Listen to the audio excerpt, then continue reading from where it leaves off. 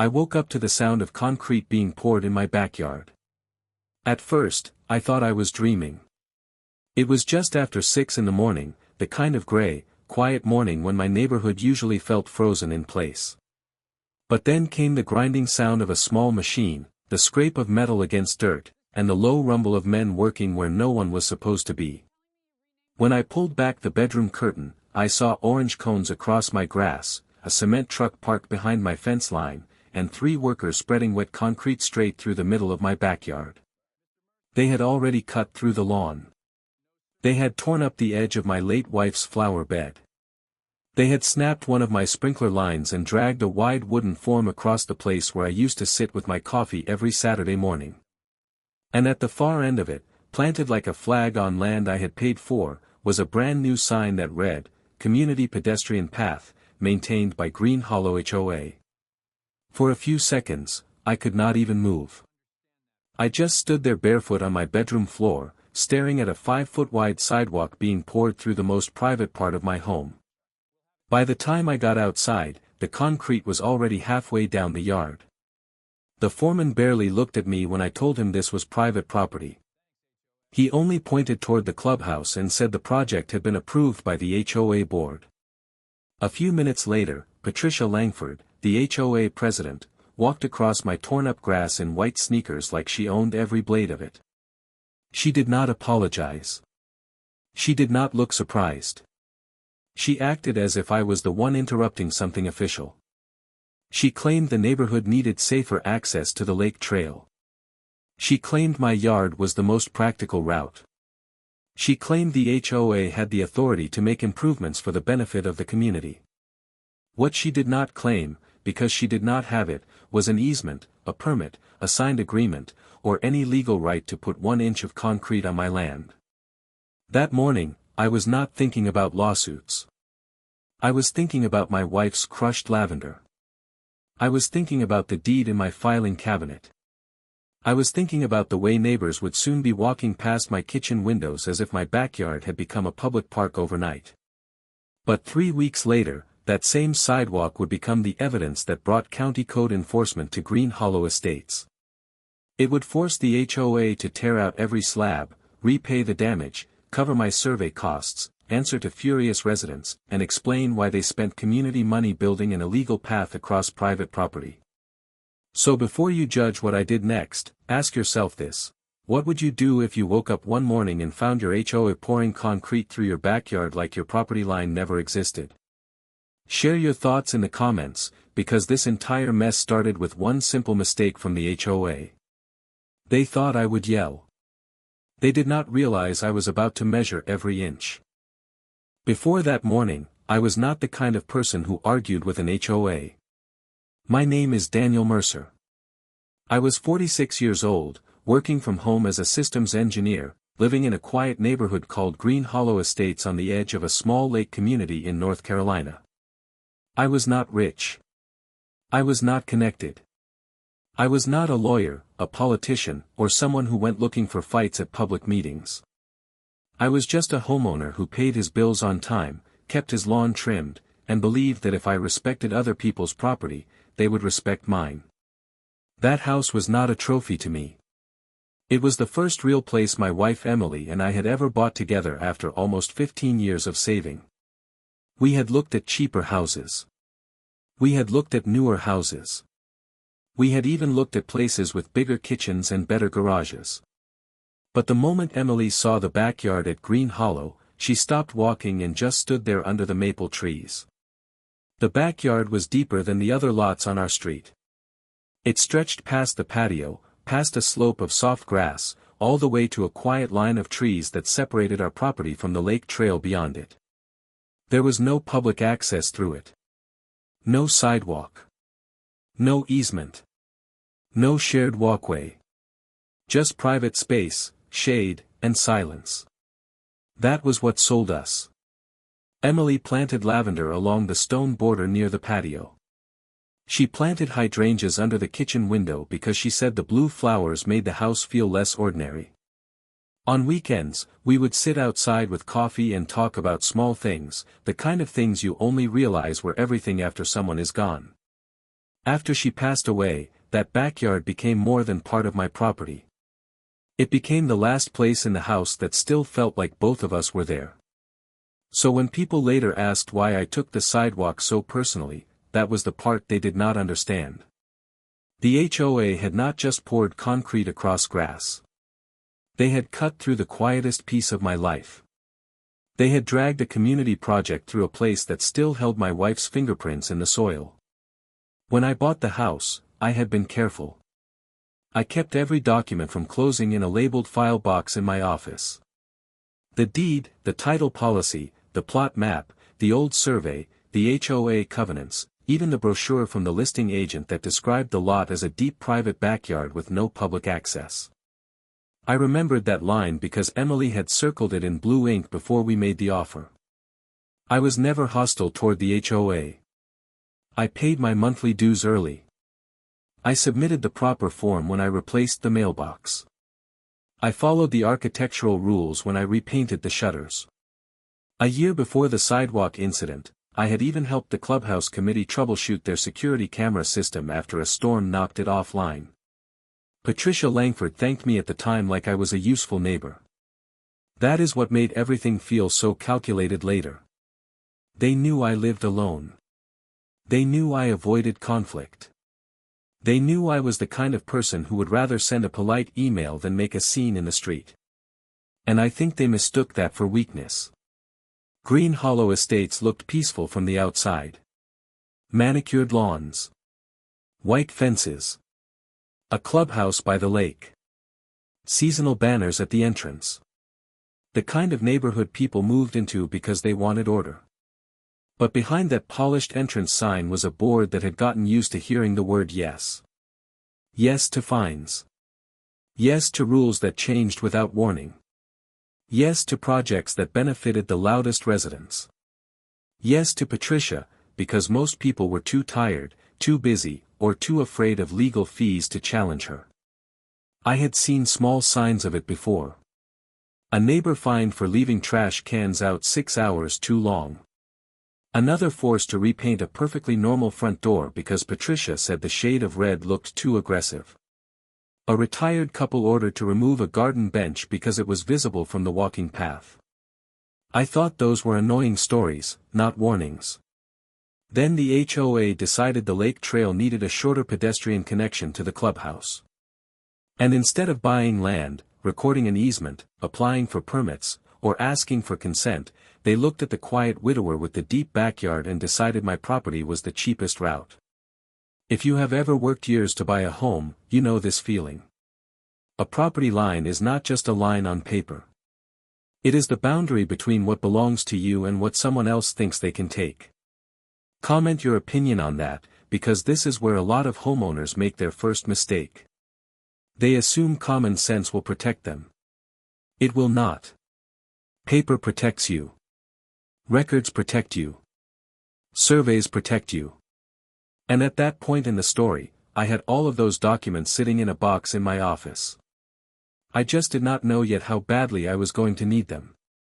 Because the HOA did not come for my mailbox, my paint color, or my lawn height. They came for the backyard Emily and I had paid for. And they expected me to thank them for improving it. 3 days before the concrete truck showed up, I noticed the first warning sign, but I did not understand what it meant. There were small wooden stakes in the back corner of my yard, each one tied with bright orange ribbon. They ran in a loose line from the direction of the clubhouse, crossed the shallow slope behind my patio, and disappeared toward the lake trail behind the maple trees. At first, I assumed it had something to do with utility work. Green Hollow had been talking for months about upgrading drainage near the clubhouse, and sometimes contractors marked the ground before digging. Still, something about those stakes bothered me. They were not near the street. They were not near a utility box. They were not along the edge of the common area. They were inside my backyard. I took a few photos with my phone, mostly because Emily had always told me I was the kind of person who documented things before I even knew why they mattered. Then I walked around the yard, looked for a notice on the front door, checked my email, checked the HOA portal, and found nothing. No announcement. No construction schedule. No request for access. No vote summary explaining that anyone would be working behind my house. That should have been the first red flag. 2 mornings later, a crew arrived just after sunrise. By the time I heard the machines and got dressed, they had already removed a strip of sod almost as wide as a small driveway. A compact excavator was chewing through the grass near the hydrangeas. A worker had pulled up part of the stone border around Emily's flower bed and stacked the stones like debris. Another worker was dragging wooden forms across the yard, marking the shape of what would soon become a sidewalk. I walked outside with my heart already pounding, but I tried to stay calm. I asked who had authorized work on my property. The foreman looked uncomfortable, not guilty, just tired, like he had already been warned I might complain. He showed me a work order with the Green Hollow HOA name at the top and a basic site sketch that showed a pedestrian path cutting behind several lots. My house number was on the page, but my signature was not. My consent was not. There was no permit number, no survey attachment, and no easement reference. When I told him the work needed to stop because that land belonged to me, he said the board had approved the project and that any dispute had to go through them. Then he went back to directing the crew. That was when Patricia Langford arrived. Patricia was the kind of HOA president who never raised her voice because she did not think she needed to. She had a way of making every sentence sound like a rule that had already been passed. She walked into my backyard wearing white sneakers and carrying a folder against her chest, stepping over broken sprinkler pipe as if it was not her problem. She explained, in the calmest possible way, that Green Hollow needed a safer and more attractive walking route from the clubhouse to the lake trail. The old route forced residents to go around the long side of the retention pond, and several board members believed the new path would improve property values and make the community more walkable. My yard, according to her, was the most practical connection point. I told her practical did not mean legal. She acted as if I had misunderstood the entire situation. She said the HOA had broad authority to maintain and improve community infrastructure. She said the project had been discussed in meetings. She said the board had approved the expense. She said the path would be maintained by the association, so I would not have to worry about upkeep. Everything she said avoided the one question that mattered. She never said the HOA owned that strip of land. She never said there was a recorded easement. She never said I had signed anything. She simply talked around ownership, as if enough confident language could make my backyard stop being mine. By then, the crew had already cut into my irrigation line. Water was bubbling through the dirt near the lavender bed, turning the fresh trench into mud. One of the workers stepped over the flowers and crushed several stems under his boot. I remember staring at that small patch of broken purple flowers and feeling something colder than anger. It was the feeling of watching strangers damage a place they had no right to touch while the person responsible stood there pretending it was an upgrade. I asked Patricia to remove the crew until she could provide proof of authority. She refused. She said delaying the pour would cost the association money. She said the forms were already set. She said the concrete had already been ordered. Then she warned me that interfering with approved HOA work could lead to fines, legal fees, and possible action from the association's attorney. That was the moment I realized this was not a misunderstanding. They had planned it. They had marked it. They had hired a contractor. They had scheduled concrete. They had decided that asking me would only slow them down. By noon, the sidewalk was poured. It ran like a pale scar across the yard, cutting from one corner to the other. It passed close enough to my kitchen windows that anyone walking by could see straight into the breakfast nook. The workers smoothed the surface, cleaned their tools, and left muddy tire tracks near the patio. Before they packed up, someone installed the sign that called it a community pedestrian path. The next morning, the HOA sent an email to the entire neighborhood celebrating the completion of the new walkway. The message described it as a beautiful enhancement that would improve access to the lake and encourage residents to enjoy the community amenities. My name was not mentioned. My yard was not mentioned. The damage was not mentioned. The fact that no one had asked for permission was not mentioned. But the residents understood the invitation. By that afternoon, people were walking through my backyard. A couple with a stroller crossed behind my kitchen while I was making lunch. 2 teenagers rode scooters over the fresh concrete. A man in running clothes let his dog wander into the grass beside the path. One woman stopped near the damaged flower bed and took a photo of the lake through my trees, as if she had discovered a scenic overlook that belonged to everyone. I placed temporary caution tape near the edge of the path, not to trap anyone or threaten anyone, but to make it clear that the area was disputed and not open for public use. That evening, I received a violation notice from the HOA. They fined me $500 for creating an unsafe obstruction on association-maintained infrastructure. That phrase stayed with me. Association-maintained infrastructure. They had taken my property in the morning, renamed it by afternoon, and fined me by evening for objecting. Patricia also left a voicemail, using the same polished tone she used at board meetings. She said the HOA expected cooperation. She said residents had already begun relying on the path. She said any further attempt to block it would be treated as interference with community access. She also reminded me that legal action could become expensive for a single homeowner. Maybe she expected me to call back screaming. Maybe she expected me to threaten her. Maybe she expected me to drag planters across the sidewalk or stand outside warning neighbors away. I did none of that. I removed the caution tape before sunset. I went back inside. I opened the camera app connected to my backyard security system. I adjusted the angle so it captured the entire path, the sign, the damaged garden bed, and everyone walking across it. And then I let the HOA keep making my case for me. If you are listening to this and you have ever had someone in authority twist words until your own property sounds like a privilege they granted you, share your thoughts in the comments. Because that is how they get away with it at first. They do something outrageous, then they bury it under official language and hope you are too overwhelmed to ask for proof. But Patricia made one mistake that day. She thought concrete made the path permanent. She forgot that property lines are not erased by a board vote. The first thing I did was not call Patricia back. That may sound strange, because every part of me wanted to. I wanted to ask her who she thought she was.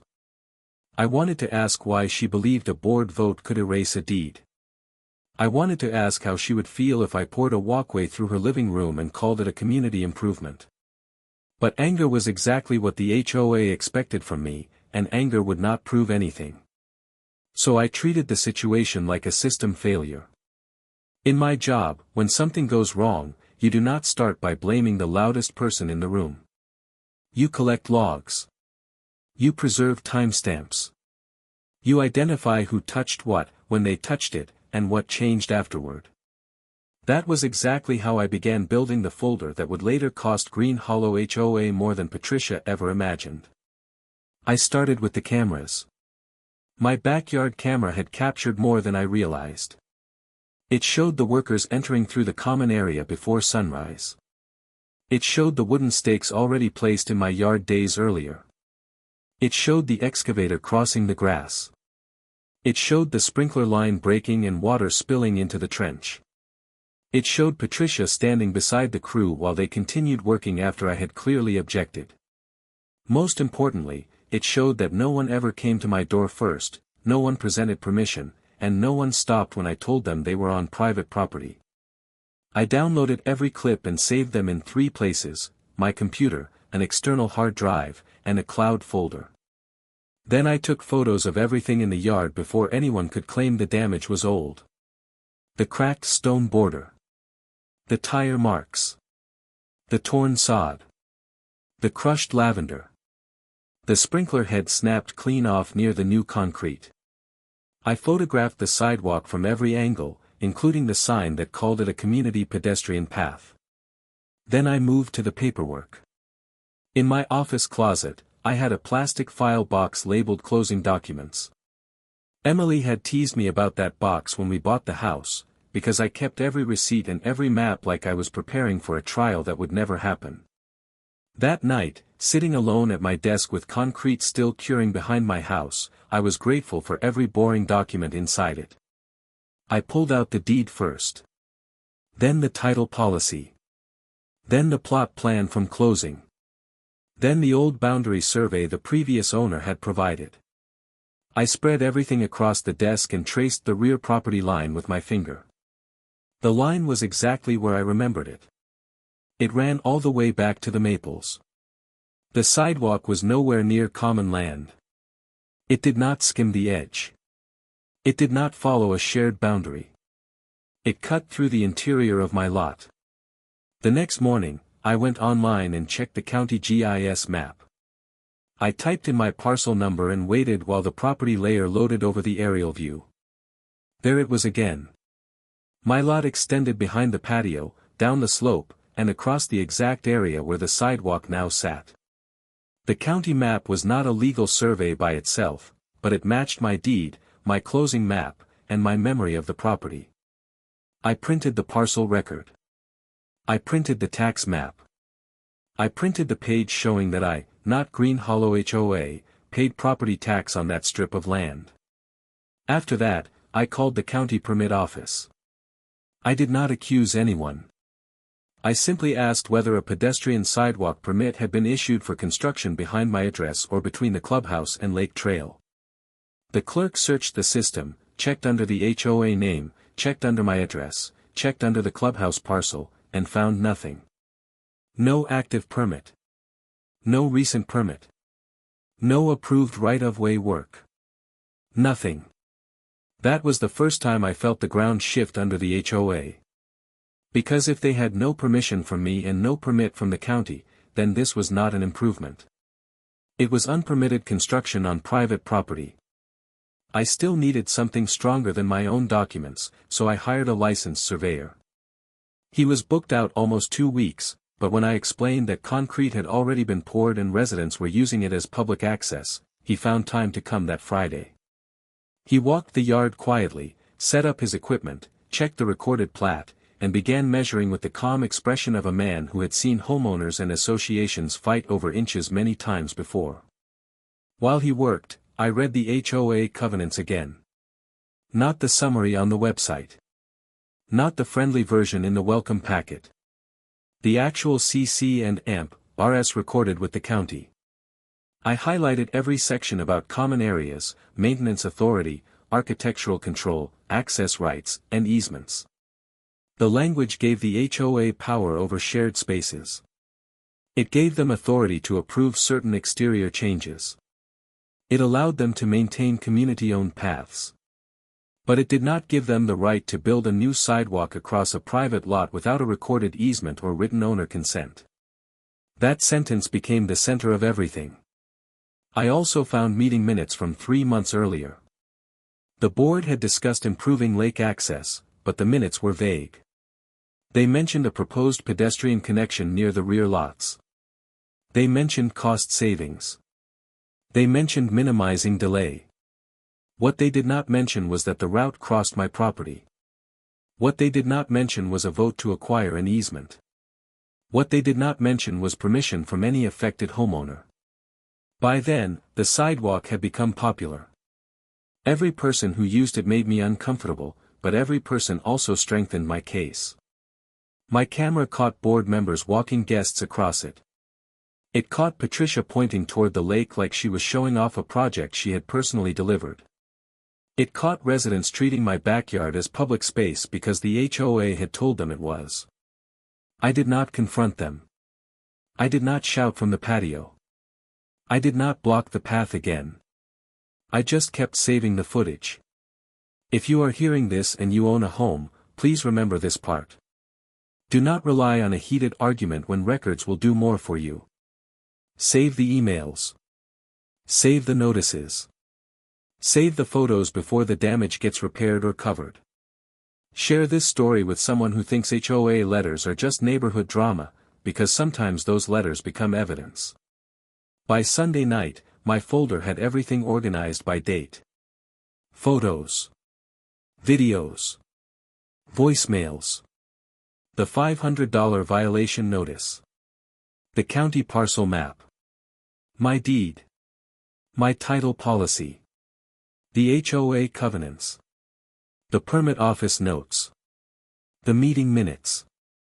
A written timeline of every event from the first orange steak to the first neighbor walking past my kitchen window.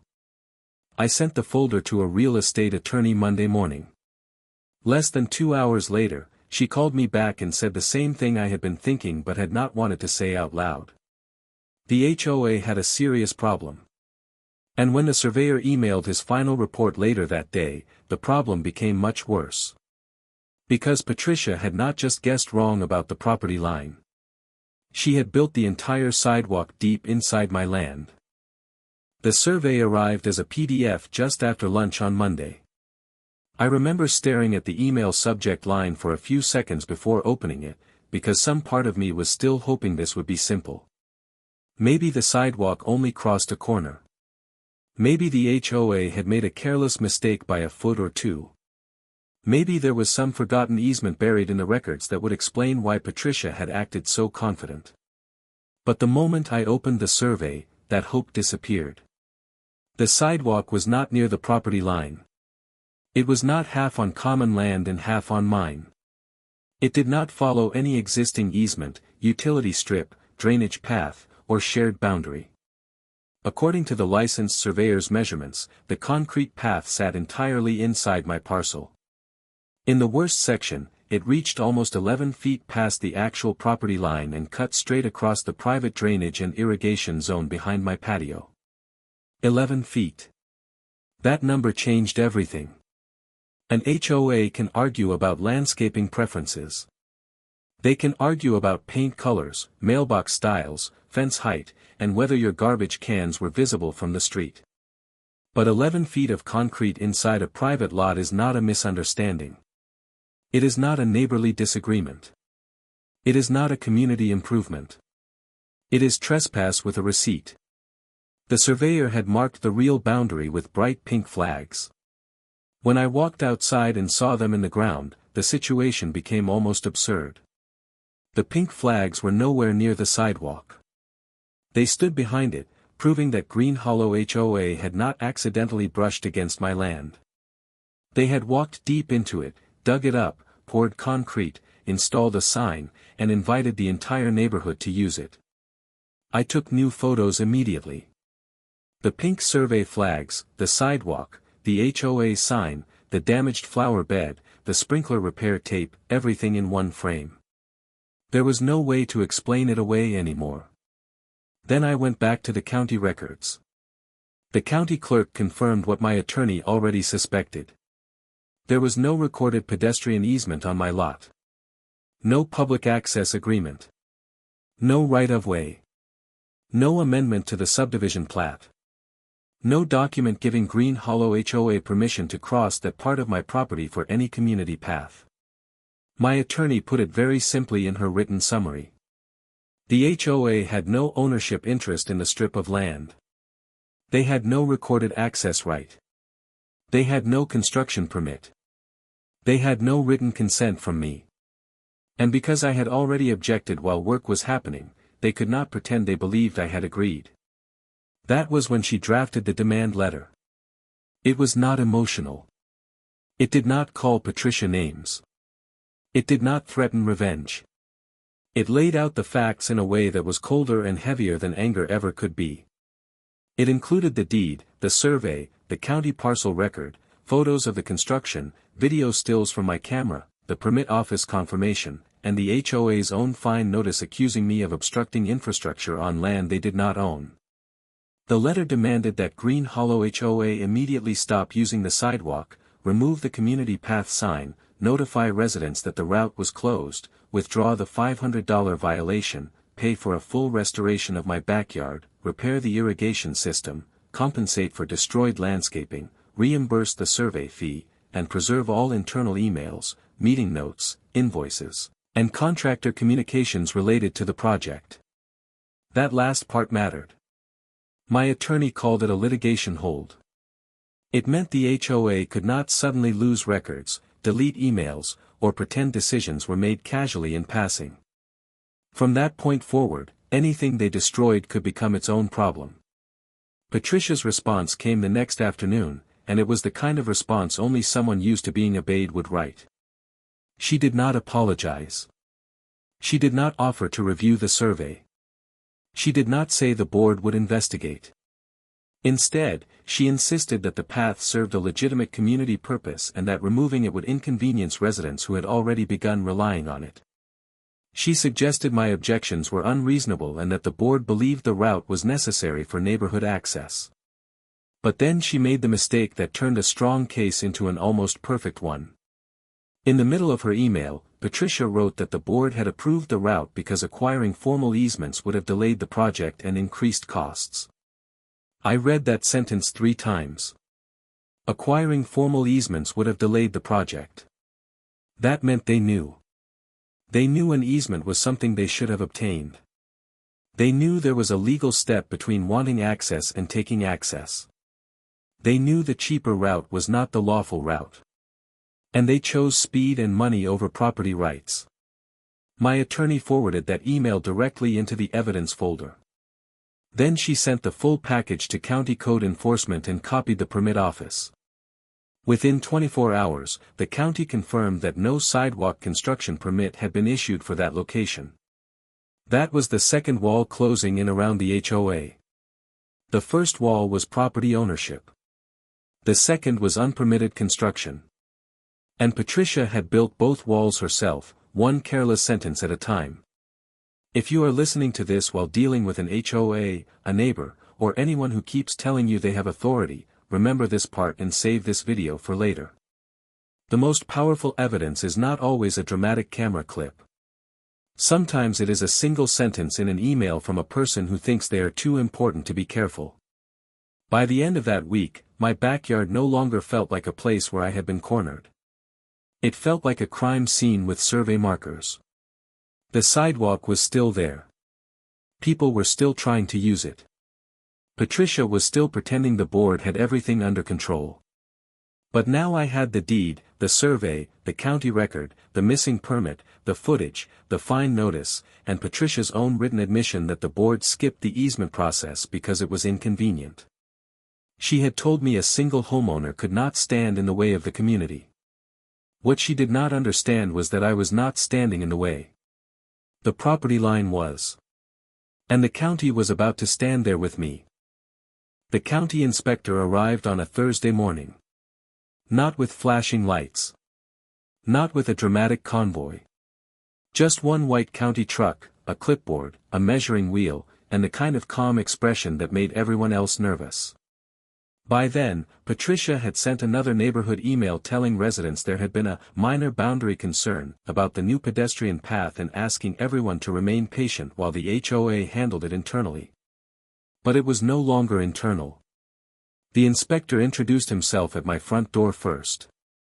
I gave him permission to enter through my side gate, then handed him a printed copy of the survey, the permit office confirmation, and the demand letter. He did not say much. He just read, looked toward the backyard, and started walking. Patricia arrived 10 minutes later with 2 board members and the HOA's property manager. She looked irritated, not worried, as if the county had been rude enough to show up before she had finished controlling the story. She carried a folder, but I could tell from the way she held it that it did not contain what mattered. The inspector asked for the approved permit. Patricia handed him the contractor invoice. He asked for the recorded easement. She handed him the board meeting minutes. He asked for the signed owner consent. She said the board had approved the project as a community improvement. That was when the inspector stopped writing and looked at her over the top of his clipboard. He explained that a board vote did not create property rights. He explained that HOA approval did not replace a county permit. He explained that if a structure, path, or hardscape improvement was built on private property without the owner's consent, then the county had to treat it as unpermitted work at minimum, and possibly as part of a larger civil trespass issue. Patricia tried to call it a misunderstanding. She said the path followed the intended route shown on their internal plan. The inspector looked down at the pink survey flag still sitting in the yard, then at the concrete running several feet in front of them. There was nothing vague about it. The sidewalk was not close to the line. It was over the line, past the line, and settled like a permanent insult inside my backyard. The inspector marked the sidewalk as unauthorized construction and issued a notice of violation to Green Hollow HOA. He also ordered the association to stop public use of the path immediately until the matter was corrected. That meant the sign had to come down.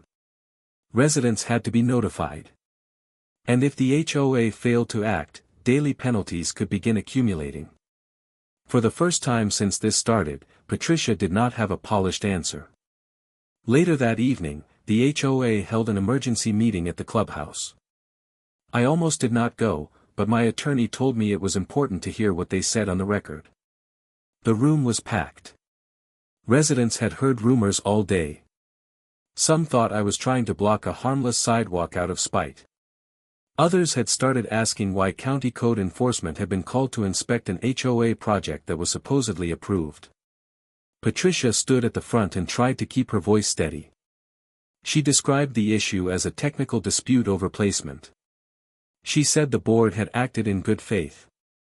She said the goal had always been to improve walkability and safety. Then a homeowner in the second row asked the question Patricia had been avoiding. Did the HOA have permission to build on my land? The room went quiet. Patricia looked at the property manager. The property manager looked at the attorney the HOA had finally brought in. And that attorney, to his credit, did not try to lie. He said the association was reviewing the survey and county notice, but at that time, he had not found a recorded easement or signed consent for the route in question. That sentence changed the entire room. People who had been annoyed at me suddenly turned toward the board. One man asked whether HOA funds had been spent on illegal construction. A woman asked whether members would be charged extra to remove it. Someone else asked why the board had not obtained a survey before approving the cheapest route through a private lot. I sat near the back with my hands folded, saying almost nothing. I did not need to argue. The survey was doing that. The county notice was doing that. Patricia's email about avoiding easement delays was doing that. The next morning, the HOA's contractor sent his own statement. He claimed the board had provided the route and represented that approvals had been handled. Attached to that statement were emails showing Patricia pushing for the shortest path because any alternate route around the retention pond would cost more and require additional drainage review. That was the final piece that turned the board against itself. Within a week, the county issued a written correction order. The sidewalk had to be removed. The disturbed area had to be restored. The drainage and irrigation damage had to be repaired. The HOA had to provide proof that the unpermitted hardscape was gone, or fines would begin stacking daily. The sign came down first. It was a small thing, but watching that community pedestrian path sign get pulled out of my yard felt better than I expected. For almost a month, it had stood there like a declaration that my property no longer belonged to me. Seeing it tossed into the back of a maintenance truck was the first moment I felt like the truth had finally caught up. Patricia did not look at me when it happened. She stood near the clubhouse with her arms crossed, speaking quietly to the property manager, while residents watched from the sidewalk across the street. Nobody was applauding. Nobody was laughing. It was not that kind of victory. It was quieter than that. Heavier. Because by then, everyone understood what had really happened. The HOA had not made a small mistake. They had gambled with someone else's land, someone else's privacy, and everyone's money. And now the bill was coming due. The removal crew came back the following Monday. This time, there was no early morning surprise. No orange stakes hidden in the grass. No board president walking through my yard like she had a right to be there. This time, the contractor parked on the common area side, waited until I opened the gate, and asked where he was allowed to step before bringing in a single tool. That small courtesy told me everything had changed. They cut the sidewalk into sections with a concrete saw, and the sound echoed through the neighborhood for hours. One slab at a time, the path Patricia had called permanent was lifted out of my backyard and hauled away. The workers removed the broken forms, dug out the compacted gravel underneath, and replaced the damaged soil. A landscaping crew followed behind them to repair the sprinkler line, rebuild the stone border, and lay new sod across the scar that had split the yard for almost a month. The lavender could not be saved.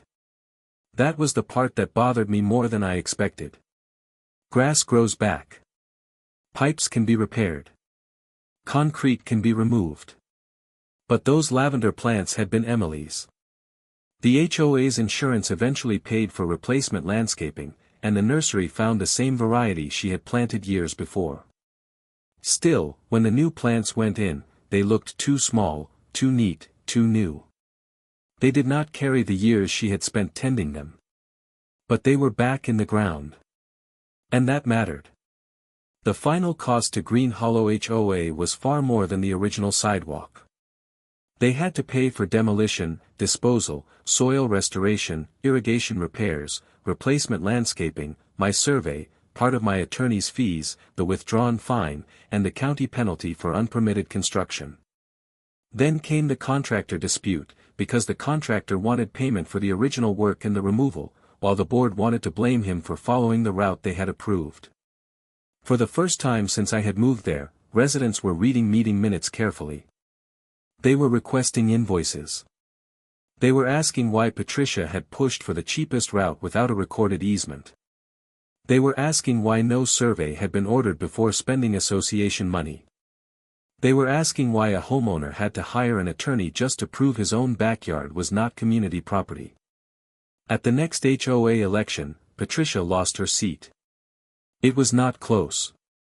2 other board members resigned before the vote even happened. The new board passed a policy requiring legal review, permit verification, and a current survey before any project could touch property lines, easements, drainage areas, or privately owned lots. It was the kind of rule that should have existed before anyone ever poured concrete through my yard, but at least now no other homeowner in Green Hollow would have to wake up to the same sound I did. As for me, I did not sue the HOA into oblivion. Some people told me I should have.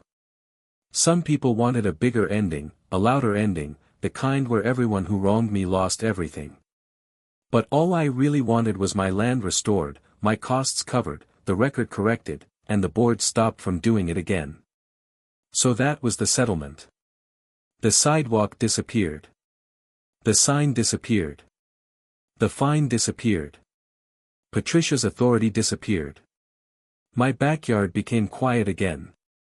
A month later, I installed a low black fence along the correct property line, approved through the proper process just to make the irony complete.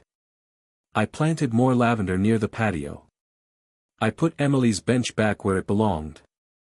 And near the side gate, facing the lake trail, I placed a small sign of my own. Private property. No public access. Nothing dramatic. Nothing threatening. Just the truth. Sometimes neighbors still slow down when they walk the long way around the retention pond. Some of them wave. Some look embarrassed. A few have apologized, saying they honestly thought the HOA had permission. I believe them. Most people do not question a sign when it looks official. That is why people like Patricia use official language so easily. It makes theft sound like planning. It makes trespass sound like improvement. It makes one person's property sound like a community convenience. But a property line is not a suggestion. It is not erased by a board vote. It is not moved by confidence. It is not weakened because someone thinks your land would be more useful to them than it is to you. I did not win because I yelled louder. I did not win because I threatened anyone. I did not win because I played dirty. I won because I kept records. I saved the emails. I checked the deed. I hired the surveyor. I called the county. And when the HOA tried to bury the truth under polished words, I let the documents speak. So if you ever find yourself facing an HOA, a neighbor, a contractor, or anyone who acts like your boundaries only matter when they approve of them, remember this story. Do not panic first. Document first. Read first. Measure first. Because sometimes the most powerful revenge is not revenge at all. It is making someone pay for every inch they thought you would never defend.